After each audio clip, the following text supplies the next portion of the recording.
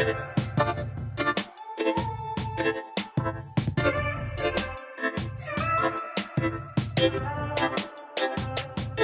the last essay chapter, I concluded that a majority of what happens to an individual is objective to that individual, meaning that it is external to the subjective mental control of that individual. And although it's true that the majority of events that affect an individual's existence are out of the control of the individual can always decide how they react to those events. In other words, we can always choose how we deal with what we are dealt. In this video chapter, I'm going to use A Tempest, Hind Swaraj, and the Bhagavad Gita to show 3 different levels of how individuals are affected by circumstances they don't control and how they can choose to react to those circumstances. Let's begin with A Tempest, and specifically the interactions between the characters of Caliban and Prospero. For most of the book, Prospero controls Caliban's mind. To explain further, let's look at an example. When Caliban comes to kill Prospero to gain his freedom from Prospero, Prospero says, "Go on, you don't dare, you don't know how to kill." To which Caliban responds, "Defend yourself, I'm not a murderer." In this dialogue, Prospero has attempted and succeeded to control Caliban's mind by telling Caliban that he does not know how to murder. Instead of remembering his goal of freedom, Caliban allows his mind to be influenced by the mentally external force of Prospero's comments. And in doing so, he forgets his own mental goal of freedom. To bring this example to life, let's look at the concept of bullying. In bullying, one individual, the bully, tries to influence the other individual, the bullied's mental reaction. If the bullied individual is mentally affected by the bully has succeeded in their bullying. However, at the end of the book, Caliban reaches the point where he is unaffected by Prospero. When Prospero makes an attempt to interact with Caliban by saying, "Well, Caliban, it's just us two now, here on the island. Only you and me, you and me, you me you." And Caliban does not respond to Prospero, only repeatedly shouting, "Freedom, high day." Caliban has chosen to mentally separate himself from Prospero, and so while Prospero tries to give the appearance that the two are still mentally connected by saying you, me you, Caliban knows that freedom is all he wants, and so he will only react to Prospero with cries for freedom. Similarly, once the bully does what he really wants to do in reading his book, the bully has lost mental control over him. That was an example of how an individual can respond to the external influence of another individual. Now let's look at Gandhi's teaching of passive resistance to see how the individual can choose how they react to the external influence of society. Gandhi establishes an opposition of sorts between the mentalities of a physical force man and a passive resistor. Physical force men are strangers to the courage that is requisite in a passive resistor. When they succeed in driving out the English and they themselves become governors, they will want you and me to obey their laws.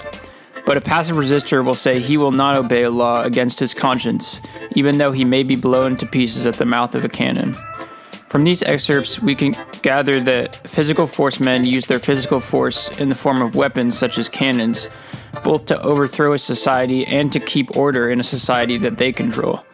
The physical force men base this strategy for keeping societal order off the assumption that no one would want to die and give up their physical body over following the orders of the physical force man.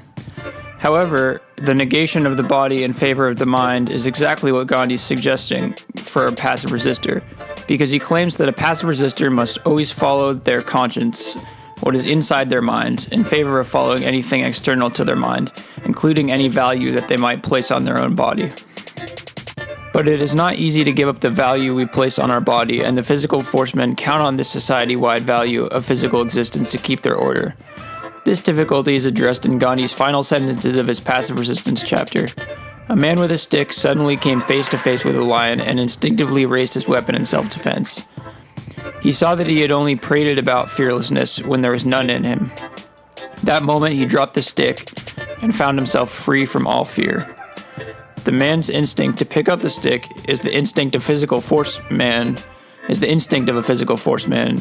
and is influenced by the societal norm of valuing physical life above all else. When the man, in turn, chooses to set aside his value of physical life by setting down the stick, his reaction to the lion is no longer influenced by anything external to his mind.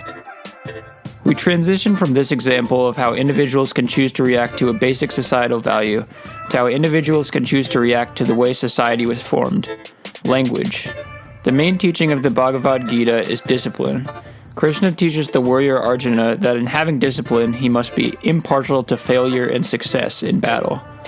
In this quote, Krishna is asking Arjuna to not react to any of the connotations surrounding these two words that oppose each other in meaning. But who determines the meaning of the word success and the meaning of the word failure?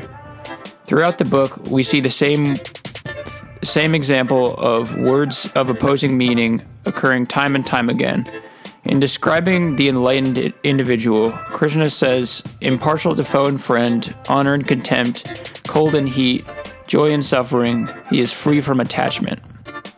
Krishna is effectively saying that the individual must not be affected by the meanings of those words. After all, language was created so humans could relate to each other based on the mutual acceptance of general meanings of certain sounds. Each individual did not choose what different sounds would mean. So again, even language is external to an individual's mind, and by Krishna's teachings, an individual should not gather meaning from it and be influenced by it. But what is the point of a human mind if there's no language to think with? This video is by no means suggesting that an individual should go out and get killed by lions or isolate themselves from others by intentionally forgetting what words mean. It is only trying to show that there are many different levels at which our minds can be influenced and affected by influences out of our control, but that we as individuals can always determine how we respond to those influences.